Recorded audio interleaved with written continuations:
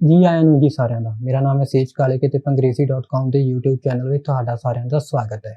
ਅੱਜ ਦੀ ਇਸ ਵੀਡੀਓ ਵਿੱਚ ਆਪਾਂ ਚਾਰ ਚੀਜ਼ਾਂ ਬਾਰੇ ਗੱਲ ਕਰਾਂਗੇ: ਲੈਟਰਸ, ਵਰਡਸ, ਸੈਂਟੈਂਸਸ ਅਤੇ ਅਲਫਾਬੈਟ। ਆਪਾਂ ਸਿੱਖਾਂਗੇ ਕਿ ਇਹ ਸਾਰੀਆਂ ਚੀਜ਼ਾਂ ਕੀ ਹੁੰਦੀਆਂ ਹਨ ਅਤੇ ਇਹਨਾਂ ਵਿੱਚ ਕੀ ਅੰਤਰ ਹੁੰਦਾ ਹੈ। ਹੁਣ ਤੁਸੀਂ ਸੋਚਦੇ ਹੋਵੋਗੇ ਕਿ ਇਹ ਤਾਂ ਬਹੁਤ ਬੇਸਿਕ ਚੀਜ਼ਾਂ ਨੇ, ਪਰ ਜਿਵੇਂ-ਜਿਵੇਂ ਇਹ ਵੀਡੀਓਸ ਅੱਗੇ ਵਧਦੀਆਂ ਜਾਣਗੀਆਂ ਉਵੇਂ-ਉਵੇਂ ਆਪਾਂ ਐਡਵਾਂਸ ਚੀਜ਼ਾਂ ਬਾਰੇ ਵੀ ਗੱਲ ਕਰਾਂਗੇ। ਸੋ ਤੁਹਾਡੇ ਅੱਗੇ ਇੱਕ ਬੇਨਤੀ ਹੈ ਕਿ ਇਸ ਚੈਨਲ ਨੂੰ ਸਬਸਕ੍ਰਾਈਬ ਕਰ ਦਿਓ ਅਤੇ ਨੋਟੀਫਿਕੇਸ਼ਨ ਬੈਲ ਦਬਾ ਦਿਓ ਤਾਂ ਕਿ ਜਦੋਂ ਵੀ ਅਸੀਂ ਵੀਡੀਓਸ ਪਾਈਏ ਉਹ ਤੁਹਾਡੇ ਤੱਕ ਪਹੁੰਚ ਜਾਣ। ਹੁਣ ਸਭ ਤੋਂ ਪਹਿਲਾਂ ਆਪਾਂ ਗੱਲ ਕਰਦੇ ਹਾਂ ਲੈਟਰਸ ਦੀ। ਲੈਟਰਸ ਕੀ ਹੁੰਦੇ ਹਨ? ਪੰਜਾਬੀ ਭਾਸ਼ਾ ਵਿੱਚ ਆਪਾਂ ਇਹਨਾਂ ਨੂੰ ਅੱਖਰ ਕਹਿ ਦਿੰਦੇ ਹਾਂ, ਪਰ ਅੱਖਰ ਕੀ ਹੁੰਦੇ ਹਨ ਇਹ ਸਿੱਖਣ ਤੋਂ ਪਹਿਲਾਂ ਸਾਡੇ ਲਈ ਇੱਕ ਹੋਰ ਚੀਜ਼ ਜਾਣਨਾ ਬਹੁਤ ਜ਼ਰੂਰੀ ਹੈ। ਕੋਈ ਵੀ ਜੋ ਭਾਸ਼ਾ ਹੁੰਦੀ ਹੈ ਉਸ ਦੇ ਦੋ ਰੂਪ ਹੁੰਦੇ ਹਨ: ਬੋਲਚਾਲ ਦੀ ਭਾਸ਼ਾ ਅਤੇ ਲਿਖਤੀ ਭਾਸ਼ਾ। ਬੋਲਚਾਲ ਦੀ ਭਾਸ਼ਾ ਉਹ ਭਾਸ਼ਾ ਹੁੰਦੀ ਹੈ ਜੋ ਅਸੀਂ ਬੋਲਦੇ ਹਾਂ ਤੇ ਲਿਖਤੀ ਭਾਸ਼ਾ ਉਹ ਭਾਸ਼ਾ ਹੁੰਦੀ ਹੈ ਜੋ ਅਸੀਂ ਲਿਖਦੇ ਹਾਂ। ਤਾਂ ਅੱਖਰ ਕੀ ਹੁੰਦੇ ਹਨ? ਅੱਖਰ ਅਜਿਹੇ ਚਿੰਨ੍ਹ ਜਾਂ ਸਿੰਬਲ ਹੁੰਦੇ ਹਨ ਜਿਨ੍ਹਾਂ ਨਾਲ ਅਸੀਂ ਬੋਲਚਾਲ ਦੀ ਭਾਸ਼ਾ ਦੌਰਾਨ ਜੋ ਵੀ ਅਸੀਂ ਆਵਾਜ਼ਾਂ ਕੱਢਦੇ ਹਾਂ ਉਹਨਾਂ ਨੂੰ ਅਸੀਂ ਲਿਖਤੀ ਰੂਪ ਵਿੱਚ ਦਰਸਾ ਸਕਦੇ ਹਾਂ। ਅੰਗਰੇਜ਼ੀ ਭਾਸ਼ਾ ਦੇ ਕੁਝ ਅੱਖਰਾਂ ਦਾ ਆਪਾਂ ਉਦਾਹਰਨ ਲੈ ਲੈਂਦੇ ਹਾਂ, ਜਿਵੇਂ A, B ਅਤੇ C। ਇਹ ਕੁਝ ਅੱਖਰ ਨੇ। ਹੁਣ ਆਪਾਂ ਗੱਲ ਕਰਦੇ ਹਾਂ ਵਰਡਸ ਬਾਰੇ। ਵਰਡਸ ਕੀ ਹੁੰਦੇ ਹਨ? ਸ਼ਬਦ ਹੁੰਦੇ ਹਨ। ਪਰ ਸ਼ਬਦ ਕੀ ਹੁੰਦੇ ਹਨ? ਅੱਖਰਾਂ ਦਾ ਆਪਣਾ ਕੋਈ ਮਤਲਬ ਨਹੀਂ ਹੁੰਦਾ। ਅੱਖਰ ਜੋ ਹੁੰਦੇ ਹਨ ਉਹ ਸਿਰਫ ਆਵਾਜ਼ਾਂ ਹੁੰਦੀਆਂ ਹਨ। ਪਰ ਜਦੋਂ ਅੱਖਰਾਂ ਨੂੰ ਆਪਾਂ ਅੱਗੇ ਪਿੱਛੇ ਰੱਖ ਕੇ ਇਹ ਢੰਗ ਨਾਲ ਲਿਖਦੇ ਹਾਂ ਕਿ ਉਹਨਾਂ ਦਾ ਕੋਈ ਮਤਲਬ ਬਣਨ ਲੱਗ ਜਾਂਦਾ ਹੈ, ਉਹਨਾਂ ਦਾ ਕੋਈ ਮੀਨਿੰਗ ਨਿਕਲਣ ਲੱਗ ਜਾਂਦਾ ਹੈ, ਤਾਂ ਉਹਨਾਂ ਨੂੰ ਆਪਾਂ ਕੀ ਕਹਿ ਦਿੰਦੇ ਹਾਂ? ਵਰਡਸ, ਸ਼ਬਦ ਕਹਿ ਦਿੰਦੇ ਹਾਂ। ਹੁਣ ਆਪਾਂ ਉਦਾਹਰਨ ਲਿਆ ਸੀ A, B ਅਤੇ C ਦਾ। A, B ਅਤੇ C ਨੂੰ ਜਦੋਂ ਆਪਾਂ ਅੱਗੇ ਪਿੱਛੇ ਕਰਕੇ ਲਿਖਾਂਗੇ ਤਾਂ ਉਹ ਕੀ ਬਣ ਜਾਏਗਾ? ਕੈਬ। ਕੈਬ ਕੀ ਹੁੰਦਾ ਹੈ? ਕਿਰਾਏ ਦੀ ਗੱਡੀ। ਪੰਜਾਬੀ ਵਿੱਚ ਆਪਾਂ ਕੈਬ ਨੂੰ ਕੀ ਕਹਿ ਦਿੰਦੇ ਹਾਂ? ਟੈਕਸੀ ਕਹਿ ਦਿੰਦੇ ਹਾਂ। ਹੁਣ ਅਗਲੀ ਚੀਜ਼ ਜੋ ਆਪਾਂ ਗੱਲ ਕਰਾਂਗੇ ਉਹ ਹੈ ਸੈਂਟੈਂਸਸ। ਜਿਵੇਂ ਅੱਖਰਾਂ ਨੂੰ ਅੱਗੇ ਪਿੱਛੇ ਰੱਖ ਕੇ ਆਪਾਂ ਸ਼ਬਦ ਬਣਾ ਸਕਦੇ ਹਾਂ, ਉਸੇ ਤਰ੍ਹਾਂ ਸ਼ਬਦਾਂ ਨੂੰ ਅੱਗੇ ਪਿੱਛੇ ਰੱਖ ਕੇ ਜਦੋਂ ਉਹਨਾਂ ਦਾ ਮੀਨਿੰਗ ਬਣਨ ਲੱਗ ਜਾਂਦਾ ਹੈ ਤਾਂ ਉਹ ਕੀ ਹੋ ਜਾਂਦੇ ਨੇ? ਸੈਂਟੈਂਸਸ ਹੋ ਜਾਂਦੇ ਨੇ, ਵਾਕ ਹੋ ਜਾਂਦੇ ਹਨ। ਹੁਣ ਆਪਾਂ ਇੱਕ ਉਦਾਹਰਨ ਲੈ ਲੈਂਦੇ ਹਾਂ। ਕੁਝ ਸ਼ਬਦਾਂ ਦੀ ਆਪਾਂ ਗੱਲ ਕਰਾਂਗੇ, ਜਿਵੇਂ ਰੋਹਨ, ਯੰਗ, ਏ, ਕੈਬ, ਡਰਾਈਵਸ। ਇਹ ਕੁਝ ਸ਼ਬਦ ਨੇ, ਪਰ ਇਹਨਾਂ ਨੂੰ ਜਦੋਂ ਇਕੱਠਾ ਕਰਕੇ ਲਿਖਦੇ ਹਾਂ ਇਹਨਾਂ ਦਾ ਆਪਸ ਵਿੱਚ ਕੋਈ ਮੀਨਿੰਗ ਨਹੀਂ ਬਣਦਾ। ਪਰ ਜਦੋਂ ਆਪਾਂ ਇਹਨਾਂ ਬੇਤਰਤੀਬ ਲਿਖੇ ਸ਼ਬਦਾਂ ਨੂੰ ਅੱਗੇ ਪਿੱਛੇ ਰੱਖ ਕੇ ਇਹ ਢੰਗ ਨਾਲ ਲਿਖਾਂਗੇ ਕਿ ਇਹਨਾਂ ਦਾ ਕੋਈ ਮੀਨਿੰਗ ਬਣਨ ਲੱਗ ਜਾਵੇ ਤਾਂ ਇਹ ਕੀ ਹੋ ਜਾਣਗੇ? ਇਹ ਵਾਕ ਹੋ ਜਾਊਗਾ। ਹੁਣ ਇਹ ਵਾਕ ਕਿਵੇਂ ਬਣਿਆ? ਯੰਗ ਰੋਹਨ ਡਰਾਈਵਸ ਏ ਕੈਬ। ਜਵਾਨ ਰੋਹਨ ਟੈਕਸੀ ਚਲਾਉਂਦਾ ਹੈ, ਤਾਂ ਇਸ ਦਾ ਮਤਲਬ ਬਣਨ ਲੱਗ ਗਿਆ। ਤਾਂ ਇਹ ਕੀ ਹੋ ਗਿਆ? ਸੈਂਟੈਂਸ। ਹੁਣ ਇਹ ਤਾਂ ਹੋ ਗਏ ਆਪਣੇ ਲੈਟਰਸ, ਵਰਡਸ ਅਤੇ ਸੈਂਟੈਂਸਸ। ਪਰ ਅਗਲੀ ਚੀਜ਼ ਜੋ ਆਪਾਂ ਸਿੱਖਣੀ ਹੈ ਉਹ ਨੇ ਐਲਫਾਬੈਟ। ਹੁਣ ਐਲਫਾਬੈਟ ਬਾਰੇ ਆਪਾਂ ਕਿਉਂ ਗੱਲ ਕਰ ਰਹੇ ਹਾਂ? ਐਲਫਾਬੈਟ ਬਾਰੇ ਆਪਾਂ ਇਸ ਕਰਕੇ ਗੱਲ ਕਰ ਰਹੇ ਹਾਂ ਕਿਉਂਕਿ ਬਹੁਤ ਲੋਕ ਐਲਫਾਬੈਟ ਅਤੇ ਲੈਟਰਸ ਨੂੰ ਕਨਫਿਊਜ਼ ਕਰ ਦਿੰਦੇ ਆ। ਉਹਨਾਂ ਨੂੰ ਲੱਗਦਾ ਹੈ ਕਿ ਇਹ ਦੋਵੇਂ ਚੀਜ਼ਾਂ ਇੱਕ ਹੀ ਨੇ, ਪਰ ਇਹਨਾਂ ਦੋਵਾਂ ਵਿੱਚ ਅੰਤਰ ਹੈ। ਐਲਫਾਬੈਟ ਨੂੰ ਆਪਾਂ ਪੰਜਾਬੀ ਵਿੱਚ ਵਰਣਮਾਲਾ ਕਹਿ ਦਿੰਦੇ ਹਾਂ। ਵਰਣਮਾਲਾ ਕੀ ਹੁੰਦਾ ਹੈ? ਐਲਫਾਬੈਟ ਕੀ ਹੁੰਦਾ ਹੈ? ਕੋਈ ਵੀ ਜੋ ਭਾਸ਼ਾ ਹੁੰਦੀ ਹੈ ਜਦੋਂ ਉਹਦੇ ਸਾਰੇ ਅੱਖਰਾਂ ਨੂੰ ਇਕੱਠਾ ਕਰਕੇ ਲਿਖਿਆ ਜਾਂਦਾ ਹੈ ਤਾਂ ਉਸ ਨੂੰ ਆਪਾਂ ਐਲਫਾਬੈਟ ਕਹਿੰਦੇ ਹਾਂ। ਪੰਜਾਬੀ ਭਾਸ਼ਾ ਦੀ ਵਰਣਮਾਲਾ ਵਿੱਚ ਕਿੰਨੇ ਅੱਖਰ ਨੇ? 35 ਅੱਖਰ ਨੇ। ਅੰਗਰੇਜ਼ੀ ਭਾਸ਼ਾ ਦੀ ਵਰਣਮਾਲਾ ਵਿੱਚ ਕਿੰਨੇ ਅੱਖਰ ਨੇ? 26 ਅੱਖਰ ਨੇ। ਤਾਂ ਐਲਫਾਬੈਟ ਕੀ ਹੋਇਆ? A to Z, ABCDEFZ ਤੱਕ ਜਦੋਂ ਆਪਾਂ ਇਕੱਠਾ ਕਰਕੇ ਲਿਖਦੇ ਹਾਂ ਉਹਨੂੰ ਐਲਫਾਬੈਟ ਆਪਾਂ ਕਹਿ ਦਿੰਦੇ ਹਾਂ। ਤਾਂ ਐਲਫਾਬੈਟ ਕੀ ਹੋਇਆ? ਲੈਟਰਸ ਦਾ ਸਮੂਹ, ਗਰੁੱਪ ਆਫ ਲੈਟਰਸ। ਤਾਂ ਇਹ ਹੋਇਆ ਆਪਣਾ ਐਲਫਾਬੈਟ। ਤੁਸੀਂ ਆਪਣੇ ਆਸ-ਪਾਸ ਇੱਕ ਸਵਾਲ ਜ਼ਰੂਰ ਸੁਣਿਆ ਹੋਵੇਗਾ ਕਿ ਚਾਰ ਲੋਕ ਕੀ ਕਹਿਣਗੇ। ਸਾਡੀ ਅੱਜ ਦੀ ਇਸ ਵੀਡੀਓ ਵਿੱਚ ਆਪਾਂ ਚਾਰਾਂ ਲੋਕਾਂ ਬਾਰੇ ਨਹੀਂ, ਤਿੰਨਾਂ ਲੋਕਾਂ ਬਾਰੇ ਗੱਲ ਕਰਾਂਗੇ: first person, second person, third person. ਪਹਿਲਾ ਬੰਦਾ, ਦੂਜਾ ਬੰਦਾ, ਤੀਜਾ ਬੰਦਾ। ਫਰਸਟ ਪਰਸਨ, ਸੈਕਿੰਡ ਪਰਸਨ ਤੇ ਥਰਡ ਪਰਸਨ ਤਿੰਨ ਤਰ੍ਹਾਂ ਦੇ ਪੁਆਇੰਟ ਆਫ ਵਿਊਜ਼ ਨੇ ਅੰਗਰੇਜ਼ੀ ਭਾਸ਼ਾ ਵਿੱਚ। ਪੁਆਇੰਟ ਆਫ ਵਿਊਜ਼ ਕੀ ਹੁੰਦਾ ਹੈ? ਨਜ਼ਰੀਏ ਨੇ। ਇਹਨਾਂ ਤਿੰਨਾਂ ਤੋਂ ਆਪਾਂ ਨੂੰ ਕੀ ਪਤਾ ਲੱਗਦਾ ਹੈ? ਕੌਣ ਗੱਲ ਕਰ ਰਿਹਾ ਹੈ, ਕਿਸ ਦੇ ਨਾਲ ਗੱਲ ਕੀਤੀ ਜਾ ਰਹੀ ਹੈ ਅਤੇ ਕਿਸ ਦੇ ਬਾਰੇ ਗੱਲ ਕੀਤੀ ਜਾ ਰਹੀ ਹੈ। ਸਭ ਤੋਂ ਪਹਿਲਾਂ ਆਪਾਂ ਸਮਝਦੇ ਹਾਂ ਕਿ ਫਰਸਟ ਪਰਸਨ ਕੀ ਹੁੰਦਾ ਹੈ। ਜਦੋਂ ਅਸੀਂ ਆਪਣੇ ਬਾਰੇ ਗੱਲ ਕਰ ਰਹੇ ਹੁੰਦੇ ਹਾਂ, ਆਪਣੇ ਵਿਚਾਰ ਦੇ ਰਹੇ ਹੁੰਦੇ ਹਾਂ ਜਾਂ ਆਪਣੇ ਨਾਲ ਹੋਈ ਕੋਈ ਘਟਨਾ ਬਾਰੇ ਦੱਸ ਰਹੇ ਹੁੰਦੇ ਹਾਂ, ਉਦੋਂ ਅਸੀਂ ਕੀ ਹੁੰਦੇ ਹਾਂ? First person. ਜਾਣੀ ਕਿ ਜੋ ਬੰਦਾ ਗੱਲ ਕਰ ਰਿਹਾ ਹੈ ਜੇ ਉਹ ਆਪਣੇ ਹੀ ਬਾਰੇ ਗੱਲ ਕਰ ਰਿਹਾ ਹੈ ਤਾਂ ਉਹ ਕੀ ਹੋਇਆ? First person. ਹੁਣ ਮੈਂ ਗੱਲ ਕਰ ਰਿਹਾ ਇੱਥੇ, ਜੇ ਮੈਂ ਆਪਣੇ ਹੀ ਬਾਰੇ ਗੱਲ ਕਰਾਂਗਾ ਤਾਂ ਮੈਂ ਕੀ ਹੋ ਜਾਵਾਂਗਾ? First person. ਜਿਵੇਂ I am an online English trainer. मैं एक ऑनलाइन इंग्लिश ट्रेनर हाँ। ਇੱਥੇ ਮੈਂ ਕੀ ਕਰ ਰਿਹਾ, ਮੈਂ ਆਪਣੇ ਹੀ ਬਾਰੇ ਗੱਲ ਕਰ ਰਿਹਾ ਤੇ ਮੈਂ ਖੁਦ ਹੀ ਗੱਲ ਕਰ ਰਿਹਾ, ਤਾਂ ਮੈਂ ਕੀ ਹੋਇਆ ਫਸਟ ਪਰਸਨ। ਮੈਂ ਆਪਣੇ ਵਿਚਾਰ ਵੀ ਤੁਹਾਨੂੰ ਦੇ ਸਕਦਾ, ਜਿਵੇਂ ਆਈ ਬਿਲੀਵ ਲਵ ਪ੍ਰੀਵੇਲਸ ਓਵਰ ਹੇਟਰਡ। ਮੈਂ ਮੰਨਦਾ ਹਾਂ ਕਿ ਪਿਆਰ ਹਮੇਸ਼ਾ ਨਫ਼ਰਤ ਉੱਤੇ ਜਿੱਤ ਪ੍ਰਾਪਤ ਕਰਦਾ ਹੈ। ਤਾਂ ਇੱਥੇ ਮੈਂ ਆਪਣੇ ਵਿਚਾਰ ਤੁਹਾਨੂੰ ਦੇ ਦਿੱਤੇ। ਮੈਂ ਆਪਣੇ ਨਾਲ ਹੋਈ ਕਿਸੇ ਘਟਨਾ ਬਾਰੇ ਵੀ ਤੁਹਾਨੂੰ ਦੱਸ ਸਕਦਾ, ਜਿਵੇਂ yesterday I went to an old age home. ਕੱਲ੍ਹ ਮੈਂ ਇੱਕ ਬਿਰਧ ਆਸ਼ਰਮ ਵਿੱਚ ਗਿਆ। ਤਾਂ ਇਹਨਾਂ ਤਿੰਨਾਂ ਸੈਂਟੈਂਸਿਸ ਵਿੱਚ ਕੀ ਹੋ ਰਿਹਾ, ਮੈਂ ਹੀ ਗੱਲ ਕਰ ਰਿਹਾ ਤੇ ਮੈਂ ਆਪਣੇ ਹੀ ਬਾਰੇ ਗੱਲ ਕਰ ਰਿਹਾ। ਤਾਂ ਫਸਟ ਪਰਸਨ ਕੌਣ ਹੋਇਆ, ਮੈਂ ਖੁਦ ਹੋਇਆ। ਹੁਣ ਆਪਾਂ ਗੱਲ ਕਰਦੇ ਹਾਂ ਸੈਕਿੰਡ ਪਰਸਨ ਦੀ। ਜਦੋਂ ਅਸੀਂ ਕਿਸੇ ਇਨਸਾਨ ਜਾਂ ਇਨਸਾਨਾਂ ਦੇ ਸਮੂਹ ਨਾਲ ਉਹਨਾਂ ਦੇ ਹੀ ਬਾਰੇ ਗੱਲ ਕਰਦੇ ਹਾਂ, ਤਾਂ ਜਿਨ੍ਹਾਂ ਬਾਰੇ ਆਪਾਂ ਗੱਲ ਕਰ ਰਹੇ ਹਾਂ ਉਹ ਕੀ ਹੁੰਦੇ ਨੇ, ਸੈਕਿੰਡ ਪਰਸਨ। ਇਸ ਦੇ ਵੀ ਆਪਾਂ ਕੁਝ ਉਦਾਹਰਨ ਲੈ ਲੈਂਦੇ ਹਾਂ। ਹੁਣ ਇਸ ਵੀਡੀਓ ਵਿੱਚ ਕੀ ਹੋ ਰਿਹਾ ਹੈ, ਮੈਂ ਗੱਲ ਕਰ ਰਿਹਾ ਤੇ ਤੁਸੀਂ ਸੁਣ ਰਹੇ ਹੋ, ਜਾਂ ਆਪਾਂ ਇਹ ਵੀ ਕਹਿ ਸਕਦੇ ਹਾਂ ਕਿ ਮੈਂ ਤੁਹਾਡੇ ਨਾਲ ਗੱਲ ਕਰ ਰਿਹਾ ਤੇ ਜੇ ਮੈਂ ਤੁਹਾਡੇ ਹੀ ਬਾਰੇ ਗੱਲ ਕਰਾਂਗਾ ਤਾਂ ਤੁਸੀਂ ਕੀ ਹੋ ਜਾਵੋਗੇ, ਸੈਕਿੰਡ ਪਰਸਨ। ਜਿਵੇਂ you are learning English online. ਤੁਸੀਂ ਆਨਲਾਈਨ ਇੰਗਲਿਸ਼ ਸਿੱਖ ਰਹੇ ਹੋ। You are making good efforts. ਤੁਸੀਂ ਬਹੁਤ ਵਧੀਆ ਕੋਸ਼ਿਸ਼ ਕਰ ਰਹੇ ਹੋ। You should never stop believing in your calibre. ਤੁਹਾਨੂੰ ਆਪਣੀ ਕਾਬਲੀਅਤ ਉੱਤੇ ਕਦੇ ਵੀ ਭਰੋਸਾ ਕਰਨਾ ਨਹੀਂ ਛੱਡਣਾ ਚਾਹੀਦਾ। ਇਹਨਾਂ ਤਿੰਨਾਂ ਸੈਂਟੈਂਸਿਸ ਵਿੱਚ ਕੀ ਹੋ ਰਿਹਾ ਹੈ, ਮੈਂ ਗੱਲ ਕਰ ਰਿਹਾ, ਤੁਹਾਡੇ ਨਾਲ ਗੱਲ ਕਰ ਰਿਹਾ ਤੇ ਤੁਹਾਡੇ ਹੀ ਬਾਰੇ ਗੱਲ ਕਰ ਰਿਹਾ। ਤਾਂ ਸੈਕਿੰਡ ਪਰਸਨ ਕੌਣ ਹੋਇਆ, ਤੁਸੀਂ ਹੋਏ। ਹੁਣ ਆਪਾਂ ਗੱਲ ਕਰਦੇ ਹਾਂ ਥਰਡ ਪਰਸਨ ਦੀ। ਥਰਡ ਪਰਸਨ ਯਾਨੀ ਤੀਜਾ ਬੰਦਾ। ਜਦੋਂ ਅਸੀਂ ਕਿਸੇ ਇਨਸਾਨ ਜਾਂ ਇਨਸਾਨਾਂ ਦੇ ਸਮੂਹ ਨਾਲ ਕਿਸੇ ਹੋਰ ਇਨਸਾਨ ਜਾਂ ਹੋਰ ਇਨਸਾਨਾਂ ਦੇ ਸਮੂਹ ਬਾਰੇ ਗੱਲ ਕਰਦੇ ਹਾਂ, ਤਾਂ ਜਿਨ੍ਹਾਂ ਦੇ ਬਾਰੇ ਆਪਾਂ ਗੱਲ ਕਰ ਰਹੇ ਹਾਂ ਉਹ ਕੀ ਹੁੰਦੇ ਨੇ, ਥਰਡ ਪਰਸਨ। ਮਤਲਬ ਮੈਂ ਗੱਲ ਕਰ ਰਿਹਾ, ਤੁਹਾਡੇ ਨਾਲ ਗੱਲ ਕਰ ਰਿਹਾ, ਪਰ ਆਪਾਂ ਗੱਲ ਕਿਹਦੇ ਬਾਰੇ ਕਰ ਰਹੇ ਹਾਂ, ਕਿਸੇ ਤੀਜੇ ਬੰਦੇ ਬਾਰੇ, ਤੇ ਉਹ ਤੀਜਾ ਬੰਦਾ ਕੀ ਹੋਇਆ, ਥਰਡ ਪਰਸਨ। ਇਹਦੇ ਵੀ ਆਪਾਂ ਕੁਝ ਉਦਾਹਰਨ ਲੈ ਲੈਂਦੇ ਹਾਂ, ਜਿਵੇਂ Hardeep should start learning English. Hardeep ਨੂੰ ਚਾਹੀਦਾ ਹੈ ਕਿ ਉਹ ਅੰਗਰੇਜ਼ੀ ਸਿੱਖਣੀ ਸ਼ੁਰੂ ਕਰ ਦੇ। Raman is preparing for IELTS. Raman IELTS ਦੀ ਤਿਆਰੀ ਕਰ ਰਹੀ ਹੈ। They want to move abroad. ਉਹ ਬਾਹਰ ਜਾਣਾ ਚਾਹੁੰਦੇ ਹਨ। ਇਹਨਾਂ ਤਿੰਨਾਂ ਸੈਂਟੈਂਸਿਸ ਵਿੱਚ ਕੀ ਹੋ ਰਿਹਾ, ਮੈਂ ਗੱਲ ਕਰ ਰਿਹਾ, ਤੁਹਾਡੇ ਨਾਲ ਗੱਲ ਕਰ ਰਿਹਾ, ਪਰ ਆਪਾਂ ਗੱਲ ਕਿਹਦੇ ਬਾਰੇ ਕਰ ਰਹੇ ਹਾਂ, ਕਿਸੇ ਤੀਜੇ ਬੰਦੇ ਬਾਰੇ, ਤੇ ਉਹ ਤੀਜਾ ਬੰਦਾ ਕੀ ਹੋਇਆ, ਥਰਡ ਪਰਸਨ। ਪਹਿਲੇ ਸੈਂਟੈਂਸ ਵਿੱਚ ਕੌਣ ਹੈ, ਹਰਦੀਪ। ਦੂਸਰੇ ਸੈਂਟੈਂਸ ਵਿੱਚ ਰਮਨ। ਤੀਸਰੇ ਸੈਂਟੈਂਸ ਵਿੱਚ ਦੇ, ਜੋ ਕਿ ਇੱਕ ਪ੍ਰੋਨਾਊਨ ਹੈ। ਸੋ ਆਪਾਂ ਇਹਨਾਂ ਤਿੰਨਾਂ ਸੈਂਟੈਂਸਸ ਵਿੱਚ ਗੱਲ ਕਿਹਦੇ ਬਾਰੇ ਕਰ ਰਹੇ ਹਾਂ, ਕਿਸੇ ਹੋਰ ਬਾਰੇ, ਤੇ ਉਹ ਹੋਰ ਕੀ ਹੋਇਆ, ਥਰਡ ਪਰਸਨ ਹੋ ਗਿਆ। ਇੱਕ ਸੈਂਟੈਂਸ ਨੂੰ ਮੁੱਖ ਤੌਰ ਉੱਤੇ ਤਿੰਨਾਂ ਹਿੱਸਿਆਂ ਵਿੱਚ ਵੰਡਿਆ ਜਾ ਸਕਦਾ ਹੈ, ਸਬਜੈਕਟ, ਵਰਬ ਅਤੇ ਆਬਜੈਕਟ। ਸਭ ਤੋਂ ਪਹਿਲਾਂ ਆਪਾਂ ਸਿੱਖਦੇ ਹਾਂ ਸਬਜੈਕਟ ਬਾਰੇ। ਸਬਜੈਕਟ ਕੀ ਹੁੰਦਾ ਹੈ? ਸਬਜੈਕਟ ਸੈਂਟੈਂਸ ਦਾ ਉਹ ਹਿੱਸਾ ਹੁੰਦਾ ਹੈ ਜੋ ਸਾਨੂੰ ਦੱਸਦਾ ਹੈ ਕਿ ਸੈਂਟੈਂਸ ਵਿੱਚ ਕਿਸ ਬਾਰੇ ਗੱਲ ਕੀਤੀ ਜਾ ਰਹੀ ਹੈ ਅਤੇ ਉਸ ਦੀ ਵਿਸ਼ੇਸ਼ਤਾ ਕੀ ਹੈ। ਜਾਂ ਅਸੀਂ ਇਹ ਵੀ ਕਹਿ ਸਕਦੇ ਹਾਂ ਕਿ ਸੈਂਟੈਂਸ ਦਾ ਮੁੱਖ ਪਾਤਰ ਕੌਣ ਹੈ ਅਤੇ ਉਸ ਦੀ ਕੀ ਖਾਸੀਅਤ ਹੈ। ਇਸ ਨੂੰ ਆਪਾਂ ਇੱਕ ਉਦਾਹਰਨ ਲੈ ਕੇ ਸਮਝਦੇ ਹਾਂ, ਜਿਵੇਂ ਯੰਗ ਰੋਹਨ ਡਰਾਈਵਸ ਏ ਕੈਬ। ਜਵਾਨ ਰੋਹਨ ਇੱਕ ਟੈਕਸੀ ਗੱਡੀ ਚਲਾਉਂਦਾ ਹੈ। ਇਸ ਸੈਂਟੈਂਸ ਵਿੱਚ ਆਪਾਂ ਕਿਸ ਬਾਰੇ ਗੱਲ ਕਰ ਰਹੇ ਹਾਂ? ਆਪਾਂ ਰੋਹਨ ਬਾਰੇ ਗੱਲ ਕਰ ਰਹੇ ਹਾਂ। ਤੇ ਰੋਹਨ ਦੀ ਖਾਸੀਅਤ ਕੀ ਹੈ, ਉਸ ਦੀ ਵਿਸ਼ੇਸ਼ਤਾ ਕੀ ਹੈ ਕਿ ਉਹ ਯੰਗ ਹੈ, ਉਹ ਜਵਾਨ ਹੈ। ਤਾਂ ਫਿਰ ਸਾਡਾ ਸਬਜੈਕਟ ਕੀ ਹੋਇਆ, ਯੰਗ ਰੋਹਨ। ਕਿਉਂ? ਕਿਉਂਕਿ ਆਪਾਂ ਰੋਹਨ ਬਾਰੇ ਗੱਲ ਕਰ ਰਹੇ ਹਾਂ ਤੇ ਯੰਗ ਉਸ ਦੀ ਵਿਸ਼ੇਸ਼ਤਾ ਹੈ, ਤੇ ਇਹਨਾਂ ਦੋਵਾਂ ਨੂੰ ਮਿਲਾ ਕੇ ਹੀ ਕੀ ਬਣਦਾ ਹੈ, ਸਬਜੈਕਟ ਬਣਦਾ ਹੈ। ਹੁਣ ਆਪਾਂ ਸਿੱਖਦੇ ਹਾਂ ਵਰਬ ਬਾਰੇ। ਵਰਬ ਕੀ ਹੁੰਦਾ ਹੈ? ਆਮ ਤੌਰ ਉੱਤੇ ਕਹਿ ਦਿੱਤਾ ਜਾਂਦਾ ਹੈ ਕਿ ਵਰਬ ਅਜਿਹਾ ਕੰਮ ਹੁੰਦਾ ਹੈ ਜੋ ਸਬਜੈਕਟ ਵੱਲੋਂ ਕੀਤਾ ਜਾਂਦਾ ਹੈ। ਇਹ ਗੱਲ ਬਿਲਕੁਲ ਸਹੀ ਹੈ, ਪਰ ਇਸ ਦੇ ਨਾਲ ਨਾਲ ਵਰਬ ਸਾਨੂੰ ਦੋ ਹੋਰ ਚੀਜ਼ਾਂ ਬਾਰੇ ਦੱਸ ਸਕਦਾ ਹੈ। ਵਰਬ ਅਜਿਹੇ ਸ਼ਬਦ ਹੁੰਦੇ ਹਨ ਜੋ ਸਾਨੂੰ ਸਬਜੈਕਟ ਵੱਲੋਂ ਕੀਤੇ ਜਾ ਰਹੇ ਕੰਮ, ਸਬਜੈਕਟ ਦੀ ਸਥਿਤੀ ਜਾਂ ਉਸ ਨਾਲ ਵਾਪਰ ਰਹੀ ਜਾਂ ਵਾਪਰੀ ਘਟਨਾ ਬਾਰੇ ਜਾਣਕਾਰੀ ਦਿੰਦੇ ਹਨ। ਹੁਣ ਫਿਰ ਤੋਂ ਪਹਿਲਾਂ ਵਾਲਾ ਉਦਾਹਰਨ ਲੈਂਦੇ ਹਾਂ, ਯੰਗ ਰੋਹਨ ਡਰਾਈਵਸ ਏ ਕੈਬ। ਹੁਣ ਸਬਜੈਕਟ ਸਾਨੂੰ ਪਤਾ ਲੱਗ ਗਿਆ। ਸਬਜੈਕਟ ਕੀ ਹੈ? ਯੰਗ ਰੋਹਨ। पर यंग रोहन की काम कर रहा है?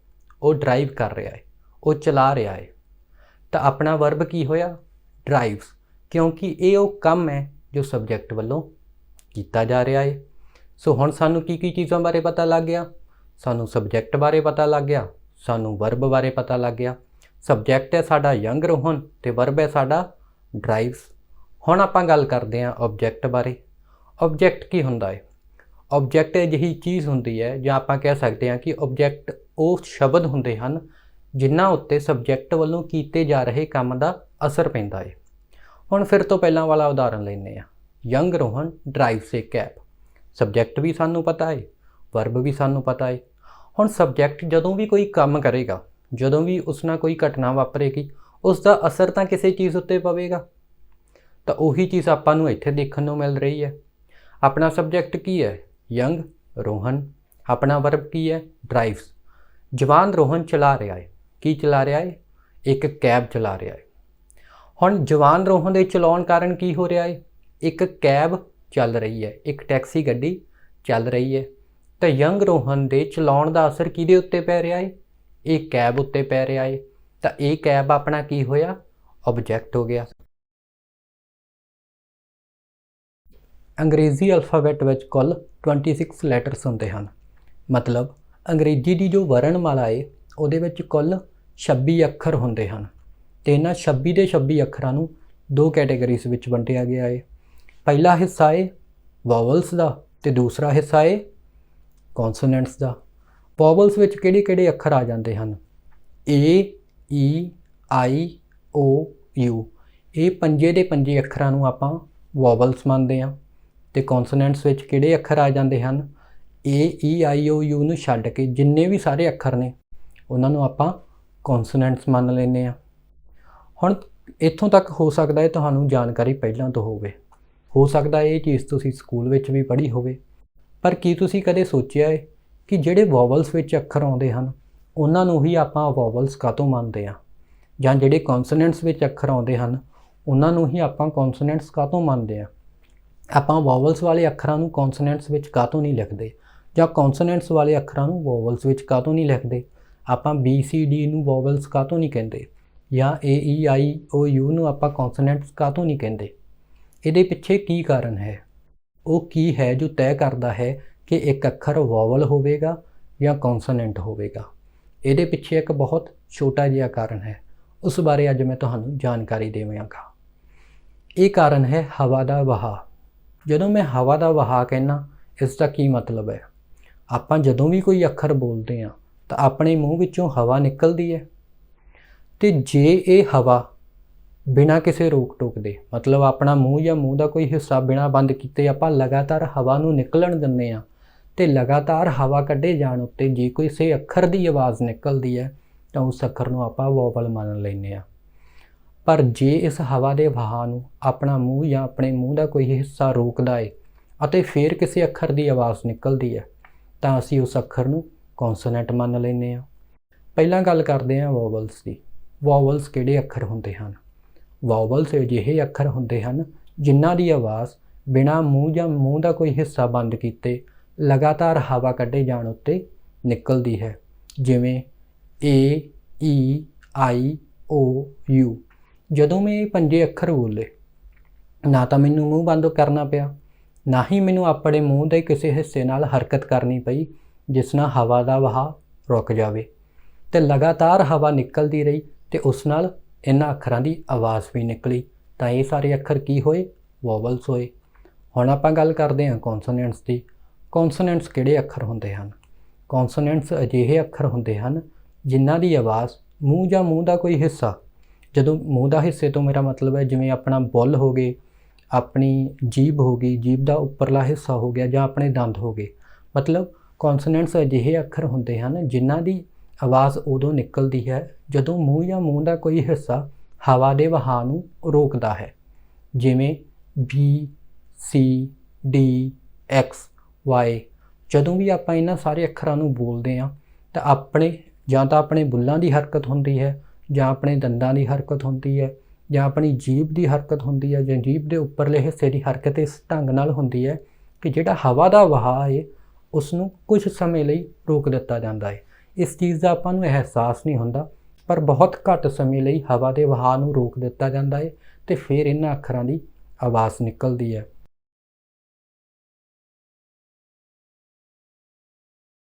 ਸਾਡੀ ਪਿਛਲੀ ਵੀਡੀਓ ਵਿੱਚ ਆਪਾਂ ਦੇਖਿਆ ਸੀ ਕਿ ਵੋਵਲਸ ਅਤੇ ਕੌਨਸੋਨੈਂਟਸ ਕੀ ਹੁੰਦੇ ਹਨ।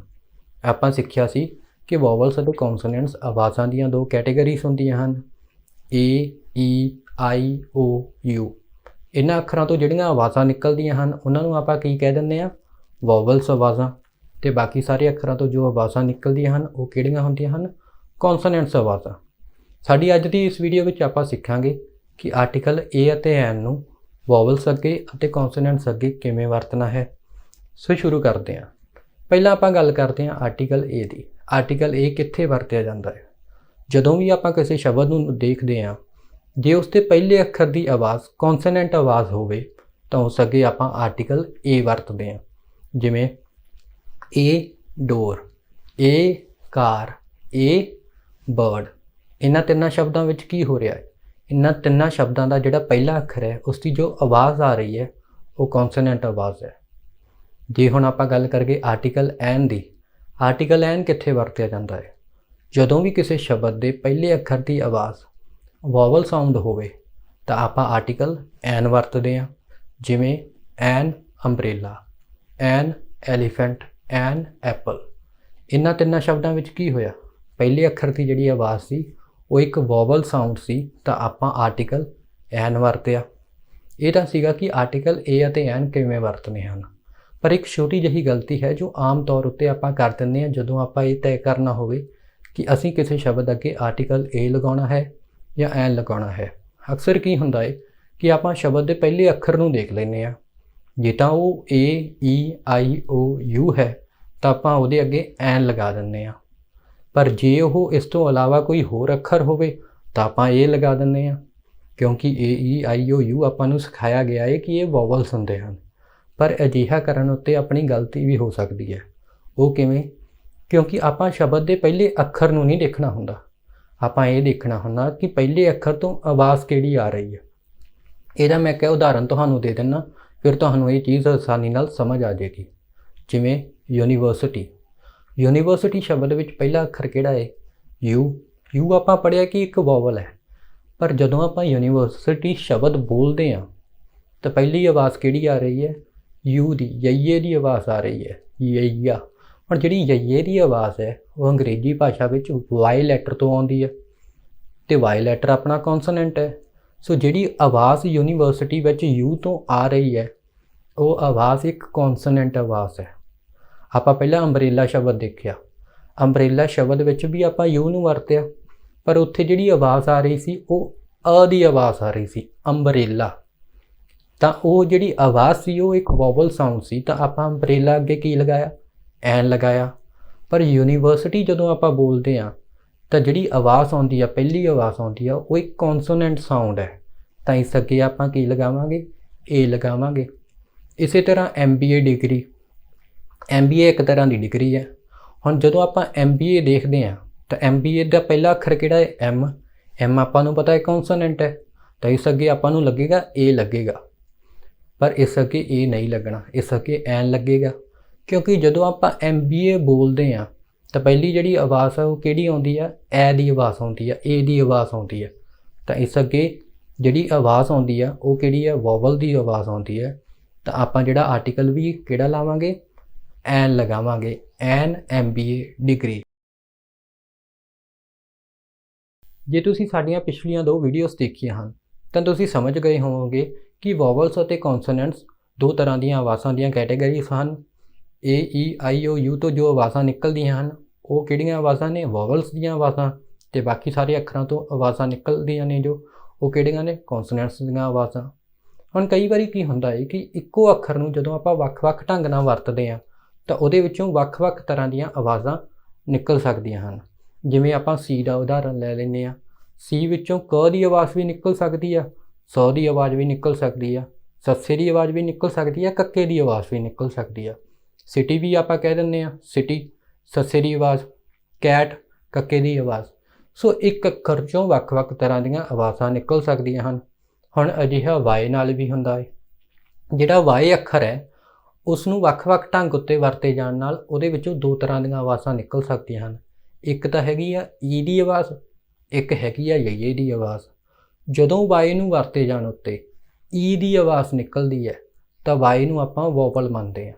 ਜਿਵੇਂ ਸਿਟੀ, ਯੂਨੀਵਰਸਿਟੀ, ਬੇਬੀ, ਇਹਨਾਂ ਤਿੰਨਾਂ ਸ਼ਬਦਾਂ ਵਿੱਚ ਕੀ ਹੋ ਰਿਹਾ ਹੈ, ਵਾਏ ਨੂੰ ਵਰਤਿਆ ਗਿਆ ਹੈ ਅਤੇ ਵਾਏ ਵਿੱਚੋਂ ਜਿਹੜੀ ਆਵਾਜ਼ ਨਿਕਲ ਰਹੀ ਹੈ ਉਹ ਕਿਹੜੀ ਹੈ, ਈ ਦੀ ਆਵਾਜ਼। ਹੁਣ ਜੇ ਕਦੇ ਇੰਝ ਹੁੰਦਾ ਹੈ ਕਿ ਜਦੋਂ ਆਪਾਂ ਵਾਏ ਨੂੰ ਵਰਤਦੇ ਹਾਂ ਉਹਦੇ ਵਿੱਚੋਂ ਯਈਏ ਦੀ ਆਵਾਜ਼ ਨਿਕਲੇ, य ਦੀ ਆਵਾਜ਼ ਨਿਕਲੇ, ਤਾਂ ਉਦੋਂ ਕੀ ਹੁੰਦਾ ਹੈ, ਉਹ ਕੀ ਬਣ ਜਾਂਦਾ ਹੈ, ਉਹ ਇੱਕ ਕੌਂਸਨੈਂਟ ਆਵਾਜ਼ ਬਣ ਜਾਂਦੀ ਹੈ, ਕੌਂਸਨੈਂਟ ਅੱਖਰ ਬਣ ਜਾਂਦਾ ਹੈ। ਜਿਵੇਂ ਯੈਲੋ, ਯੰਗ, ਯੋਗਾ। ਜਦੋਂ ਇਹਨਾਂ ਤਿੰਨਾਂ ਸ਼ਬਦਾਂ ਦੀ ਆਪਾਂ ਗੱਲ ਕਰਦੇ ਹਾਂ ਤਾਂ ਵਾਏ ਤੋਂ ਕਿਹੜੀ ਆਵਾਜ਼ ਨਿਕਲ ਰਹੀ ਹੈ, ਯਈਏ ਦੀ ਆਵਾਜ਼ ਨਿਕਲ ਰਹੀ ਹੈ। ਸੋ ਜੇ ਤਾਂ ਈ ਦੀ ਆਵਾਜ਼ ਨਿਕਲ ਰਹੀ ਹੈ ਤਾਂ ਵਾਏ ਕੀ ਹੋਵੇਗਾ, ਵੋਵਲ। ਜੇ ਯਈਏ ਦੀ ਆਵਾਜ਼ ਨਿਕਲ ਰਹੀ ਹੈ ਤਾਂ ਵਾਏ ਕੀ ਹੋਵੇਗਾ, ਕੌਂਸਨੈਂਟ। ਹੁਣ ਇੱਕ ਚੀਜ਼ ਤੁਸੀਂ ਹੋਰ ਸ਼ਾਇਦ ਨੋਟਿਸ ਕੀਤੀ ਹੋਵੇ, ਜਦੋਂ ਵੀ ਵਾਏ ਵਿੱਚੋਂ ਈ ਦੀ ਆਵਾਜ਼ ਨਿਕਲਦੀ ਹੈ ਤਾਂ ਵਾਏ ਦੀ ਵਰਤੋਂ ਸ਼ਬਦ ਦੇ ਅਖੀਰ ਵਿੱਚ ਹੋ ਰਹੀ ਹੁੰਦੀ ਹੈ, ਅਤੇ ਜਦੋਂ ਵੀ ਉਹਦੇ ਵਿੱਚੋਂ ਯਈਏ ਦੀ ਆਵਾਜ਼ ਨਿਕਲ ਰਹੀ ਹੈ ਤਾਂ ਉਦੋਂ ਵਾਏ ਦੀ ਵਰਤੋਂ ਸ਼ਬਦ ਦੇ ਸ਼ੁਰੂ 'ਚ ਹੋ ਰਹੀ ਹੁੰਦੀ ਹੈ। ਸੋ ਇਹ ਵੀ ਇੱਕ ਤਰੀਕਾ ਇਹ ਸਮਝਣ ਦਾ ਕਿ ਵਾਏ ਜੋ ਹੈ ਉਹ ਵੋਵਲ ਹੈ ਜਾਂ ਕੌਂਸਨੈਂਟ ਹੈ। ਸਾਡੀ ਅੱਜ ਦੀ ਇਸ ਵੀਡੀਓ ਵਿੱਚ ਆਪਾਂ ਗੱਲ ਕਰਾਂਗੇ ਸਿੰਗੂਲਰ ਅਤੇ ਪਲੂਰਲ ਸ਼ਬਦਾਂ ਬਾਰੇ।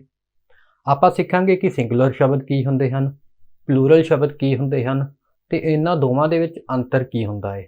ਆਪਾਂ ਥੋੜ੍ਹਾ ਜਿਹਾ ਇਸ ਗੱਲ ਉੱਤੇ ਚਾਨਣਾ ਵੀ ਪਾਵਾਂਗੇ ਕਿ ਸਿੰਗੂਲਰ ਸ਼ਬਦ ਤੋਂ ਆਪਾਂ ਪਲੂਰਲ ਸ਼ਬਦ ਕਿਵੇਂ ਬਣਾ ਸਕਦੇ ਹਾਂ। ਸੋ ਸ਼ੁਰੂ ਕਰਦੇ ਹਾਂ ਅੱਜ ਦੀ ਇਹ ਵੀਡੀਓ। ਸਭ ਤੋਂ ਪਹਿਲਾਂ ਆਪਾਂ ਗੱਲ ਕਰਦੇ ਹਾਂ ਸਿੰਗੂਲਰ ਸ਼ਬਦਾਂ ਦੀ, ਕਿ ਸਿੰਗੂਲਰ ਸ਼ਬਦ ਕੀ ਹੁੰਦੇ ਹਨ। ਜਦੋਂ ਮੈਂ ਸਿੰਗੂਲਰ ਸ਼ਬਦ ਕਹਿੰਦਾ, ਕੀ ਤੁਹਾਡੇ ਮਨ ਵਿੱਚ ਕੁਝ ਆਉਂਦਾ ਹੈ? ਹੋ ਸਕਦਾ ਹੈ ਤੁਹਾਡੇ ਮਨ ਵਿੱਚ ਸਿੰਗਲ ਸ਼ਬਦ ਆਇਆ ਹੋਵੇ। ਸਿੰਗਲ ਦਾ ਕੀ ਮਤਲਬ ਹੁੰਦਾ ਹੈ? ਸਿੰਗਲ ਦਾ ਮਤਲਬ ਇਕੱਲਾ ਜਾਂ ਇੱਕ। ਸੋ ਸਿੰਗੂਲਰ ਸ਼ਬਦ ਕਿਹੜੇ ਹੋਏ? ਕੋਈ ਵੀ ਅਜਿਹਾ ਸ਼ਬਦ ਜੋ ਕਿਸੇ ਇੱਕ ਇਨਸਾਨ, ਇੱਕ ਵਸਤੂ, ਇੱਕ ਜਗ੍ਹਾ, ਇੱਕ ਵਿਚਾਰ, ਇੱਕ ਜਾਨਵਰ, ਇੱਕ ਗੁਣ ਜਾਂ ਇੱਕ ਕਿਰਿਆ ਬਾਰੇ ਜਾਣਕਾਰੀ ਦੇਣ ਲਈ ਵਰਤਿਆ ਜਾਂਦਾ ਹੈ, ਉਹਨੂੰ ਆਪਾਂ ਕੀ ਕਹਿ ਦਿੰਦੇ ਹਾਂ? ਸਿੰਗੂਲਰ ਸ਼ਬਦ। ਇਹਦੇ ਆਪਾਂ ਕੁਝ ਉਦਾਹਰਨ ਲੈ ਲੈਂਦੇ ਹਾਂ, ਜਿਵੇਂ ਫੈਨ, ਬੈਟ, ਕਾਰ, ਗਰਲ, ਪਲੇਅਰ। ਇਹ ਸਾਰੇ ਕੀ ਨੇ? ਇਹ ਸਾਰੇ ਸਿੰਗੂਲਰ ਸ਼ਬਦ ਨੇ। ਕਿਉਂ? ਕਿਉਂਕਿ ਇਹ ਸਾਰੇ ਇੱਕ ਇੱਕ ਚੀਜ਼ ਬਾਰੇ ਗੱਲ ਕਰ ਰਹੇ ਨੇ। ਆਪਾਂ ਇੱਕ ਤੋਂ ਜ਼ਿਆਦਾ ਚੀਜ਼ਾਂ ਬਾਰੇ ਤਾਂ ਨਹੀਂ ਗੱਲ ਕਰ ਰਹੇ। ਆਪਾਂ ਇੱਕ ਫੈਨ ਬਾਰੇ ਗੱਲ ਕਰ ਰਹੇ ਹਾਂ, ਇੱਕ ਗਰਲ ਬਾਰੇ ਗੱਲ ਕਰ ਰਹੇ ਹਾਂ, ਇਹ ਸਾਰੇ ਇੱਕ ਇੱਕ ਚੀਜ਼ਾਂ ਬਾਰੇ ਆਪਾਂ ਗੱਲ ਕਰ ਰਹੇ ਹਾਂ। ਹੁਣ ਜੇ ਆਪਾਂ ਕਿਸੇ ਸੈਂਟੈਂਸ ਦਾ ਉਦਾਹਰਨ ਲੈਣਾ ਹੋਵੇ ਤਾਂ ਆਪਾਂ ਕੀ ਕਹਿ ਸਕਦੇ ਹਾਂ? My uncle was a soldier during the war. ਜੰਗ ਦੇ ਦੌਰਾਨ ਮੇਰੇ ਚਾਚਾ ਜੀ ਫੌਜੀ ਸਨ। ਹੁਣ ਇਸ ਸੈਂਟੈਂਸ ਵਿੱਚ ਕਿਹੜੇ ਕਿਹੜੇ ਸਿੰਗੂਲਰ ਸ਼ਬਦ ਨੇ? 3 ਸਿੰਗੂਲਰ ਸ਼ਬਦ ਨੇ, ਅੰਕਲ, ਸੋਲਜਰ ਤੇ ਵਾਰ। ਇਹ ਤਿੰਨੇ ਸਿੰਗੂਲਰ ਸ਼ਬਦ ਕਿਉਂ ਨੇ? ਕੀ ਤੁਸੀਂ ਇਸ ਦਾ ਜਵਾਬ ਦੇ ਸਕਦੇ ਹੋ? ਇਸ ਦਾ ਜਵਾਬ ਬੜਾ ਸਿੰਪਲ ਜਿਹਾ ਹੈ, ਕਿਉਂਕਿ ਇਹ ਤਿੰਨੇ ਕਿਸੇ ਇੱਕ ਇੱਕ ਚੀਜ਼ ਬਾਰੇ ਗੱਲ ਕਰ ਰਹੇ ਨੇ। ਅੰਕਲ ਕਿੰਨੇ ਨੇ? 1। ਸੋਲਜਰ ਕਿੰਨੇ? 1। ਵਾਰ ਕਿੰਨੇ? 1। ਸੋ ਇਹ ਸਾਰੇ ਕੀ ਹੋਏ ਆਪਣੇ? ਸਿੰਗੂਲਰ ਸ਼ਬਦ, ਕਿਉਂਕਿ ਇਹ ਸਾਰੇ ਕਿਸੇ ਇੱਕ ਇੱਕ ਚੀਜ਼ ਬਾਰੇ ਗੱਲ ਕਰ ਰਹੇ ਨੇ। ਤਾਂ ਇਹ ਤਾਂ ਹੋ ਗਏ ਸਾਡੇ ਸਿੰਗੂਲਰ ਸ਼ਬਦ। ਹੁਣ ਆਪਾਂ ਗੱਲ ਕਰਦੇ ਹਾਂ ਪਲੂਰਲ ਸ਼ਬਦਾਂ ਬਾਰੇ, ਕਿ ਪਲੂਰਲ ਸ਼ਬਦ ਕੀ ਹੁੰਦੇ ਹਨ। ਜਿਵੇਂ ਸਿੰਗੂਲਰ ਸ਼ਬਦ ਕਿਸੇ ਇੱਕ ਚੀਜ਼ ਬਾਰੇ ਜਾਣਕਾਰੀ ਦਿੰਦੇ ਹਨ, ਉਸੇ ਤਰ੍ਹਾਂ ਪਲੂਰਲ ਸ਼ਬਦ 2 ਜਾਂ 2 ਤੋਂ ਵੱਧ ਚੀਜ਼ਾਂ ਬਾਰੇ ਸਾਨੂੰ ਜਾਣਕਾਰੀ ਦਿੰਦੇ ਹਨ। ਸੋ ਪਲੂਰਲ ਸ਼ਬਦ ਕਿਹੜੇ ਹੋਏ?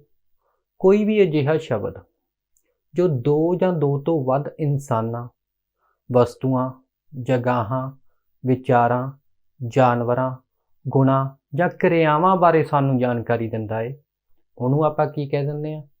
ਪਲੂਰਲ ਸ਼ਬਦ ਕਹਿ ਦਿੰਦੇ ਹਾਂ। ਹੁਣ ਆਪਾਂ ਇਹਦੇ ਵੀ ਕੁਝ ਉਦਾਹਰਨ ਲੈ ਲੈਂਦੇ ਹਾਂ, ਜਿਵੇਂ fans, bats, cars, girls, players.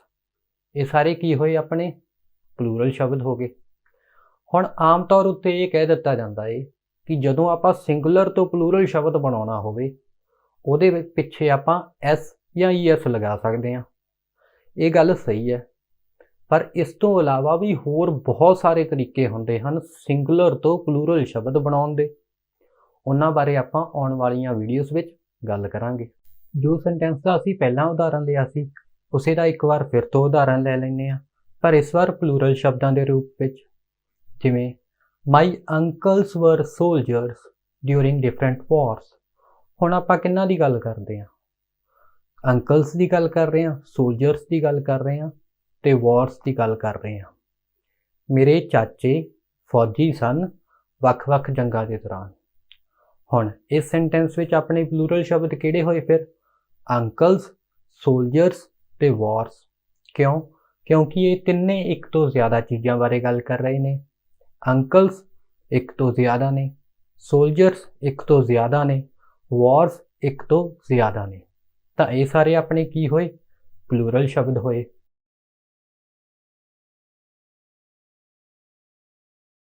Singular ਨਾਊਨਸ ਤੋਂ ਪਲੂਰਲ ਨਾਊਨਸ ਕਿਵੇਂ ਬਣਾਉਣੇ ਹਨ, ਇਹ ਸਿੱਖਣ ਲਈ ਆਪਾਂ ਨੂੰ ਪਹਿਲਾਂ ਦੋ ਚੀਜ਼ਾਂ ਸਿੱਖਣੀਆਂ ਪੈਣਗੀਆਂ।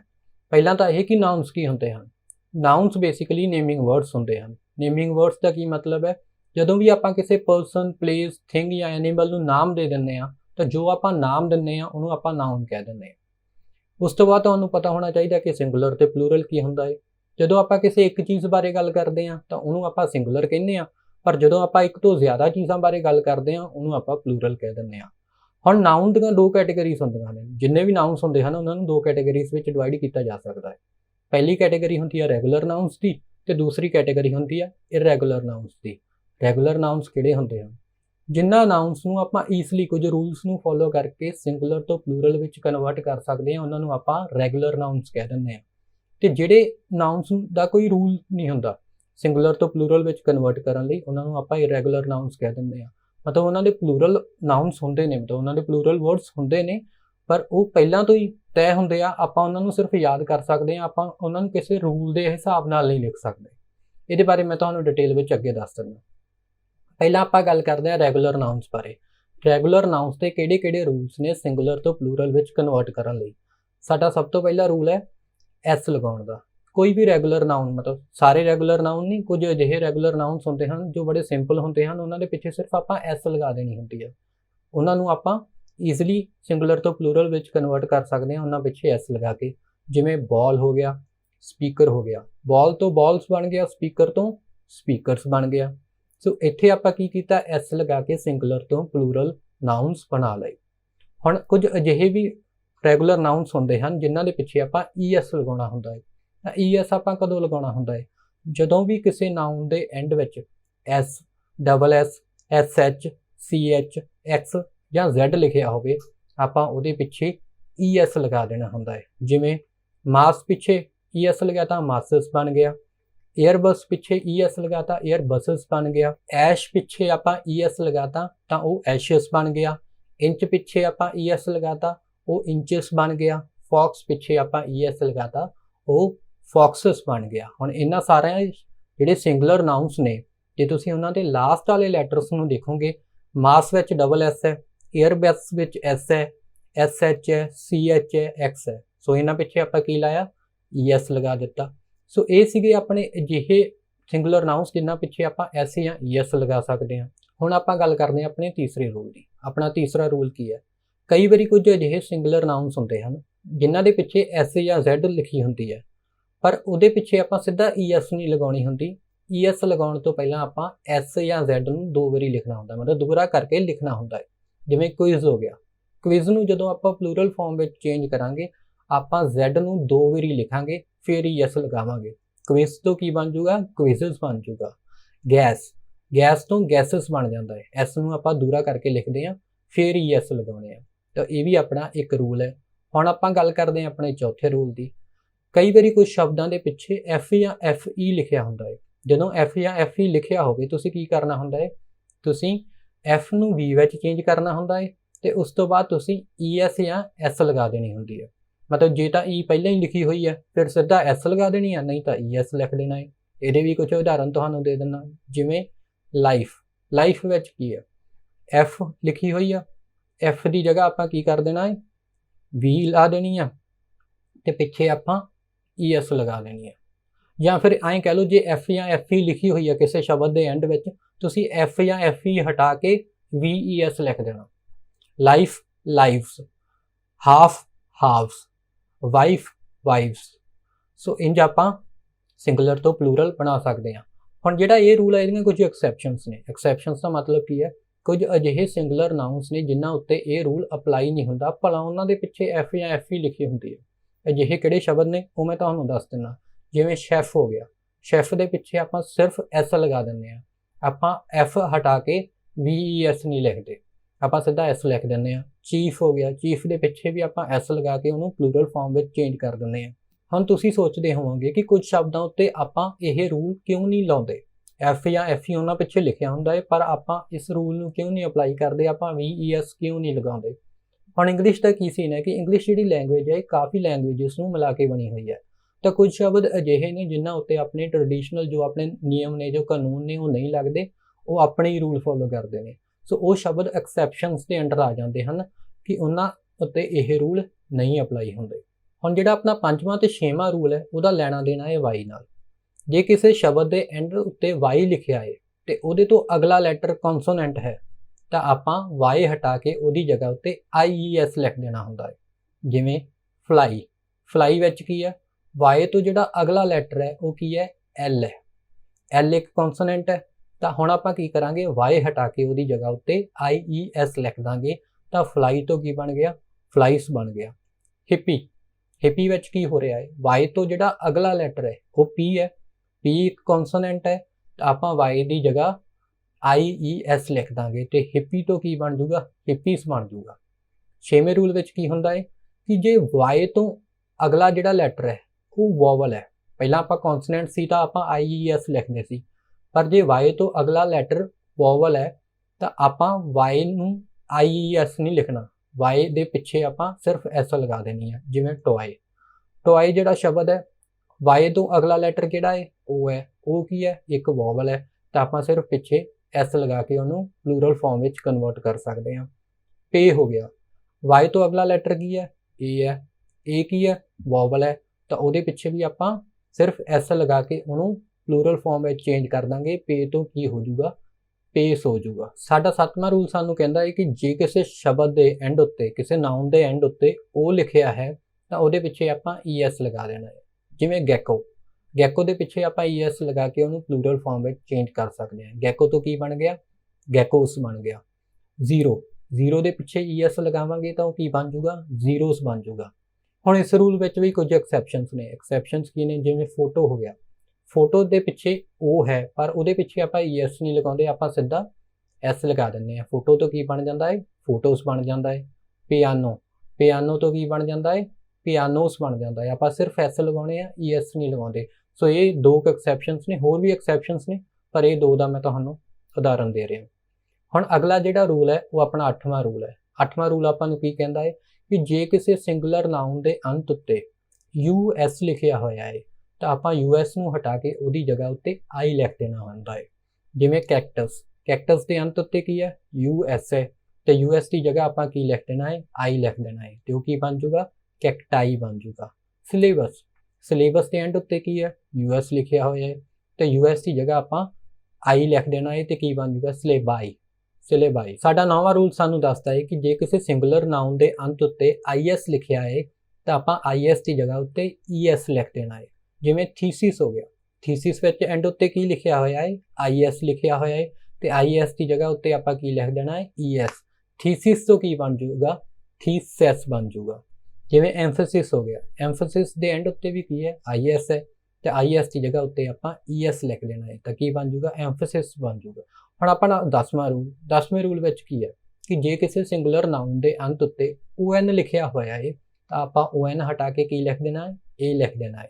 ਜਿਵੇਂ ਫਿਨੋਮੇਨਨ, ਫਿਨੋਮੇਨਨ ਤੋਂ ਆਪਾਂ ਕੀ ਬਣਾ ਦੇਣਾ ਹੈ, ਫਿਨੋਮੇਨਾ ਬਣਾ ਦੇਣਾ ਹੈ, ON ਦੀ ਜਗ੍ਹਾ ਆਪਾਂ A ਲਿਖਤਾ। ਕ੍ਰਾਈਟੇਰੀਅਨ, ਕ੍ਰਾਈਟੇਰੀਅਨ ਵਿੱਚ ਆਪਾਂ ON ਦੀ ਜਗ੍ਹਾ ਤੇ A ਲਿਖਤਾ ਤੇ ਕੀ ਬਣਾਤਾ, ਕ੍ਰਾਈਟੇਰੀਆ ਬਣਾ ਦਿੱਤਾ। ਸੋ ਇਹ ਇੰਜ ਵੀ ਆਪਾਂ ਸਿੰਗੂਲਰ ਨਾਉਨ ਤੋਂ ਪਲੂਰਲ ਨਾਉਨਸ ਬਣਾ ਸਕਦੇ ਹਾਂ। ਹੁਣ ਆਪਾਂ ਗੱਲ ਕਰਦੇ ਹਾਂ ਆਪਣੇ 11ਵੇਂ ਰੂਲ ਦੀ। ਕੁਝ ਸਿੰਗੂਲਰ ਨਾਉਨਸ ਅਜਿਹੇ ਵੀ ਹੁੰਦੇ ਹਨ ਜਿਨ੍ਹਾਂ ਨੂੰ ਆਪਾਂ ਨੂੰ ਪਲੂਰਲ ਫਾਰਮ ਵਿੱਚ ਕਨਵਰਟ ਹੀ ਨਹੀਂ ਕਰਨਾ ਪੈਂਦਾ, ਉਹ ਜਿਵੇਂ ਸਿੰਗੂਲਰ ਫਾਰਮ ਵਿੱਚ ਲਿਖੇ ਜਾਂਦੇ ਹਨ ਉਵੇਂ ਹੀ ਪਲੂਰਲ ਫਾਰਮ ਵਿੱਚ ਲਿਖੇ ਜਾਂਦੇ ਹਨ। ਜਿਵੇਂ ਸ਼ੀਪ, ਸ਼ੀਪ ਸਿੰਗੂਲਰ ਵੀ ਸ਼ੀਪ ਹੈ ਤੇ ਪਲੂਰਲ ਵੀ ਸ਼ੀਪ ਹੀ ਹੈ। ਸੀਰੀਜ਼ ਹੋ ਗਿਆ, ਸੀਰੀਜ਼ ਸਿੰਗੂਲਰ ਵੀ ਸੀਰੀਜ਼ ਹੈ ਤੇ ਪਲੂਰਲ ਵੀ ਸੀਰੀਜ਼ ਹੀ ਹੈ। ਸੋ ਇਹ ਸੀਗੇ ਆਪਣੇ 11 ਰੂਲਸ ਰੈਗੂਲਰ ਨਾਉਨਸ ਨੂੰ ਸਿੰਗੂਲਰ ਤੋਂ ਪਲੂਰਲ ਵਿੱਚ ਚੇਂਜ ਕਰਨ ਲਈ। ਹੁਣ ਆਪਾਂ ਗੱਲ ਕਰਦੇ ਹਾਂ ਇਰੈਗੂਲਰ ਨਾਊਨਸ ਬਾਰੇ। ਇਰੈਗੂਲਰ ਨਾਊਨਸ ਕਿਹੜੇ ਹੁੰਦੇ ਹਨ? ਇਰੈਗੂਲਰ ਨਾਊਨਸ ਦਾ ਕੀ ਮਤਲਬ ਹੈ? ਕੁਝ ਅਜਿਹੇ ਨਾਊਨਸ ਹੁੰਦੇ ਹਨ, ਮੈਂ ਤੁਹਾਨੂੰ ਪਹਿਲਾਂ ਦੱਸ ਚੁੱਕਿਆ ਕਿ ਜਿਨ੍ਹਾਂ ਦੇ ਕੋਈ ਨਿਯਮ ਨਹੀਂ ਹੁੰਦੇ ਸਿੰਗੂਲਰ ਤੋਂ ਪਲੂਰਲ ਵਿੱਚ ਚੇਂਜ ਕਰਨ ਲਈ। ਸੋ ਇਹਦੇ ਮੈਂ ਕੁਝ ਉਦਾਹਰਨ ਤੁਹਾਨੂੰ ਦੇ ਦਿੰਦਾ, ਕਿਉਂਕਿ ਇਹਦੇ ਵਿੱਚ ਸਮਝਣ ਵਾਲਾ ਕੁਝ ਨਹੀਂ ਹੈਗਾ, ਸਿਰਫ ਯਾਦ ਕਰਨ ਵਾਲਾ ਹੈ। ਚਾਈਲਡ ਤੋਂ ਚਿਲਡਰਨ ਬਣ ਜਾਂਦਾ ਹੈ, ਗੂਸ ਤੋਂ ਗੀਸ ਬਣ ਜਾਂਦਾ ਹੈ, ਮੈਨ ਤੋਂ ਮੈਨ ਬਣ ਜਾਂਦਾ ਹੈ, ਵੂਮੈਨ ਤੋਂ ਵੀਮੈਨ ਬਣ ਜਾਂਦਾ ਹੈ, ਟੂਥ ਤੋਂ ਟੀਥ ਬਣ ਜਾਂਦਾ ਹੈ, ਪਰਸਨ ਤੋਂ ਪੀਪਲ ਬਣ ਜਾਂਦਾ ਹੈ। ਸੋ ਇਹ ਸੀਗੇ ਕੁਝ ਐਗਜ਼ਾਮਪਲਸ ਇਰੈਗੂਲਰ ਨਾਊਨਸ ਦੇ।